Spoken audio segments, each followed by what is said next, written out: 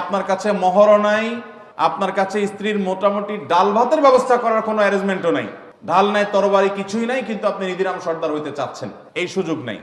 যদি আপনার মোহর দেওয়ার কোনো ব্যবস্থা না থাকে, ডাল ভাতের জোগাড় করারও ব্যবস্থা না থাকে, তাহলে ফালাইকা বিসসাওম, নবীজির নির্দেশ অনুযায়ী আপনি রোজা রাখবেন। বিয়ে করবেন তখন যখন আপনি মিনিমাম মোহরের ব্যবস্থা করবেন, ডাল ভাতের জোগাড় করতে পারবেন। তথাকথিত পায়ে দাঁড়ানোর দরকার নাই, ডাল ভাতের জোগাড় বউয়ের করতে পারলে, মোহর ব্যবস্থা করতে পারলে আপনি বিয়ে করবেন।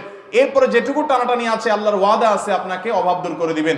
কয়েকজন সালাফ, ওমর রাদিয়াল্লাহু তাআলা সহ কয়েকজন সালাফ থেকে বর্ণিত হয়েছে, আজাবান লিমান তলাবাল গিনা মিন গায়রি নিকাহ, ওই ব্যক্তিকে দেখে আমার আশ্চর্য হয় যে ব্যক্তি সচ্ছলতা চায় অথচ বিয়ে করে না।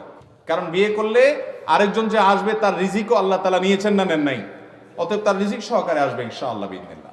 বিধায় এই হাদিসগুলো থেকে বোঝা যায় এবং আয়াত থেকে বোঝা যায় যে বিয়ে, এটার মাধ্যমে আল্লাহ রাব্বুল আলামিন মানুষের জীবনে বরকত দান করেন, বরকত নাজিল করেন।